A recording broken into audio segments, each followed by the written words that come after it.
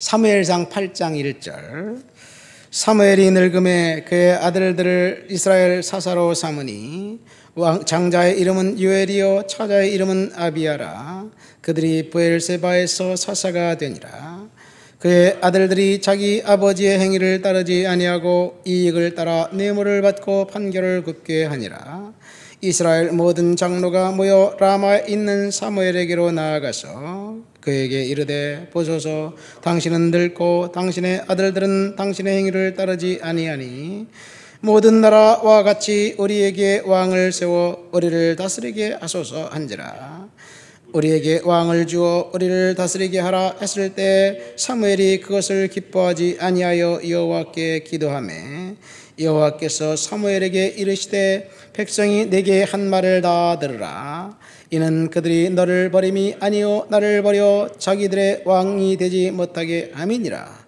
내가 그들을 애굽에서 인도해 낸 날부터 오늘까지 그들이 모든 행사로 나를 버리고 다른 신을 섬김같이 내게도 그리하는도다. 그러므로 그들의 말을 듣되 너는 그들에게 엄히 경고하고 그들을 다스릴 왕의 제도를 가르치라. 아멘. 뇌물을 주는 특종 사건이 이스라엘 땅에서 사사시대 말기에 일어났습니다. 이 사건은 결국 역사를 바꾸게 만든 단초가 됩니다. 뇌물 사건이 사사시대를 끝내고 왕정시대를 시작하게 만들었습니다. 사무엘의 아들들이 뇌물을 받고 재판을 굽게 했다는 사실이 충격입니다. 사무엘이 누구입니까? 이 엄마 한나가 기도를 통해서 낳았고 젖을 떼자마자 실로에 있는 엘리 제사장의 성전에서 이제 그 받쳐진 아이로 하나님께 성전에서 제사장 견습상 역할을 할 때 엘리 제사장의 아들들 홈리와 비느하스가 뇌물을 받고 그리고 성폭행을 행사하고 그 다음에 하나님을 업신여기고 멸신여기고 아버지 엘리는 아들들이 하는 잘못을 묵과하는 그 광경을 다 보았습니다. 그 가족 그 자녀 교육 실패로 인한 한 가정의 멸망의 이야기를 몽땅 다 사무엘이 보았는데 어떻게 자기 아들들이 동일한 그 사건, 자녀 교육 훈육을 제대로 하지 못했던 일들이 일어났는지 아이러니입니다. 이 뇌물, 구약 성경에는 뇌물에 관계된 단어가 7개입니다. 그만큼 뇌물은 사람들의 그 생활에 깊숙이 관여되어 있다는 이야기이고, 그리고 사람들로 하여금 비리를 저지르고 사회악의 기본이 단초가 된다는 이야기입니다. 우리나라도 뇌물하는 단어들이 굉장히 많습니다. 뭐 비자금, 정치자금, 청탁금, 촌지, 사과상자, 뭐 여러 가지 있습니다.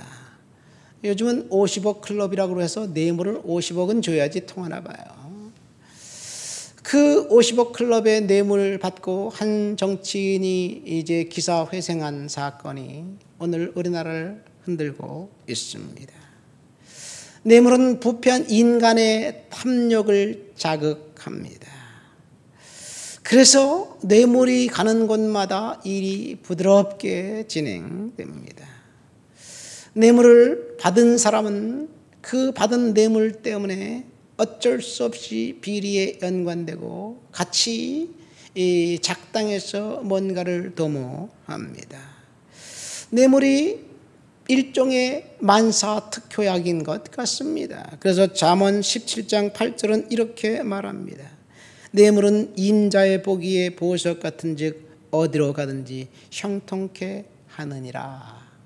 이 뇌물이 좋다는 그 긍정적인 평가가 아닙니다.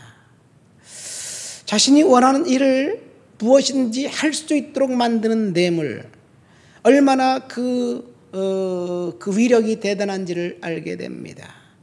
서양 속담에 죽음의 뱃사공은 뇌물을 받지 않는다. 뇌물이 통하지 않는 것은 오직 사망뿐이라는 이야기입니다. 죽음 앞에 아무리 돈을 들고 뇌물을 흔들어도 소용이 없습니다. 우리나라 속담에는 기름 먹인 가죽이 부드럽다라는 말을 하고 있습니다. 뇌물을 먹이는 이유, 부드럽게 일이 잘 작동되어 간다는 것을 이야기합니다. 오늘 본문에 보면 사무엘이 아들들에게 사사의 직분을 이양했습니다. 사무엘은 엘리 제사장을 대신해서 제사장 역할을 했죠. 그러나 사무엘은 제사장이 아닙니다. 사무엘은 아론의 후손이 아니라 고라의 후손이에요. 그런데 선지자 역할, 제사장 역할을 동시에 병행했습니다. 엘리 제사장이 타락했기 때문에 자격 조건이 없는 사무엘이 감당을 했습니다. 하나님이 그를 특별히 제사장 직분을 감당하도록 했어요. 그러나 그의 아들들에게는 자격이 없기 때문에 제사장 직분을 물려주지 못했습니다. 그런데 그 아들들이 사사가 된 이후 일이 급격하게 이상하게 변했습니다. 뇌물을 받고 재판을 굽게 한 거예요. 사실 사무엘 시대, 한나, 사무엘 어머니 때 실로에 있는 제사장, 그때가 가장 구약 성경에서 제사장 성전의 기능을 정확하게 했던 시대입니다. 그때만큼만 성전이 열려 있었고 평신도들 누구나 다 성전에 가서 기도할 수 있었고 심지어 평신도였던 자격이 없었던 사무엘이 제사장 직분을 감당해도 됐던 시대였습니다. 그 이후에 성전, 예루살렘 성전은 늘 폐쇄된 공간이었습니다.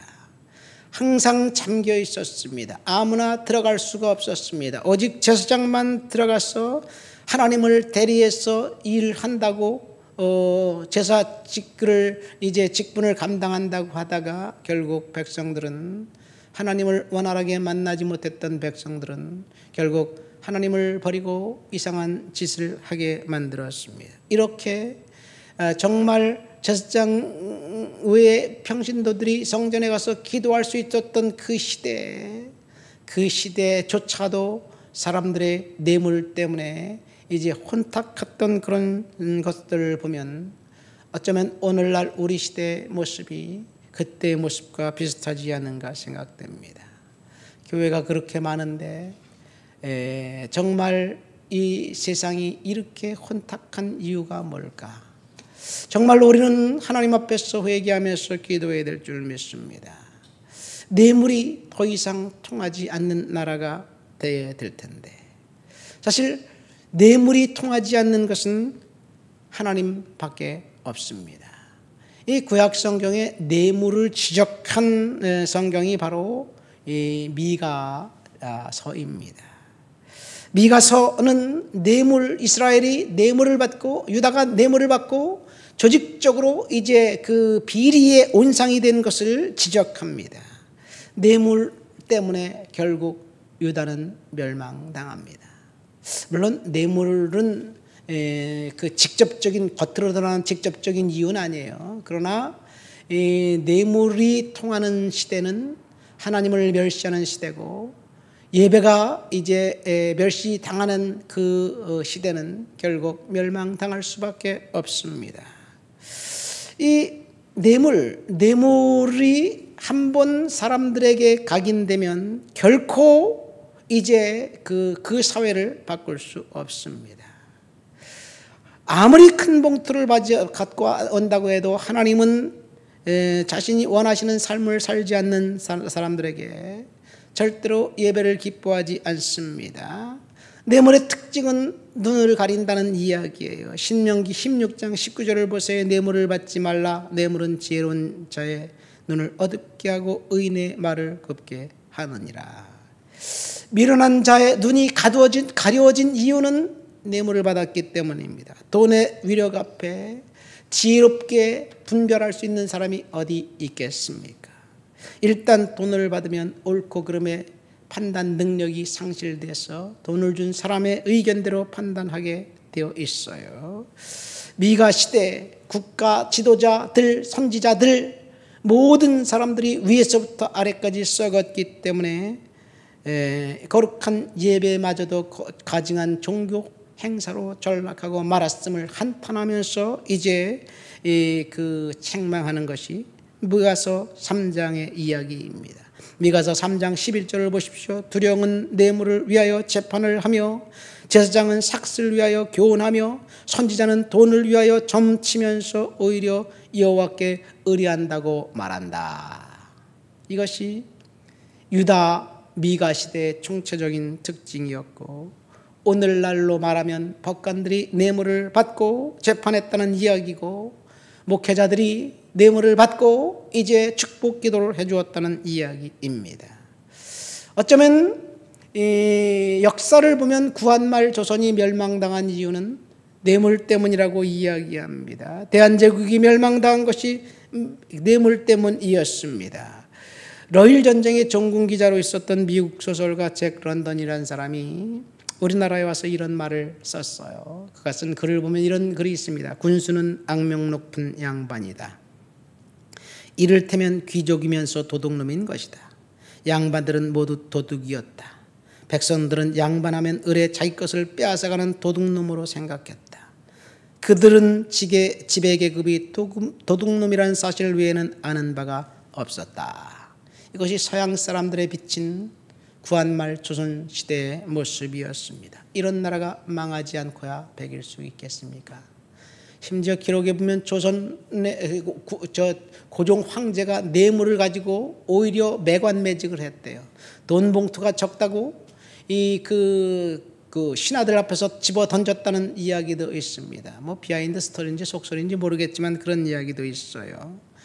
그래서 나라는 결국 망했습니다. 이것이 우리의 모습입니다. 어제 우리 뉴스를 보면서 한 사람의 재판을 보면서 정말 이 나라가 정의가 살아있는가 다시 한번 생각해 보게 되면서 뇌물을 얼마나 많이 뿌렸으면 그런 일이 일어났을까 모르겠습니다. 이것도 다 확인되지 않는 소식을 제가 말하는 것 같아서 송구스럽습니다만은 어쨌든 우리나라는 정의로운 나라가 되지 않는다면 다시 한번 정말 혼란이 찾아오지 않을까 생각하면서 우리는 이 나라를 위해서 기도해야 될 줄 믿습니다. 어쨌든 오늘 본문 사무엘의 아들들이 뇌물을 받았다는 것은 특종 사건이었습니다. 그 사건을 통해서 역사가 바뀌었습니다. 왕을 세운다면 나라가 정의로운 나라가 될까요? 그렇게 해서 세운 사울 왕은 나라가 든든한 기초를 세운 성군이 된 것이 아니라 오히려 폭군이 되었습니다. 잘못된 기초 위에 세워진 혁신은 그것이 하나님의 뜻이 아님을 우리는 알게 됩니다.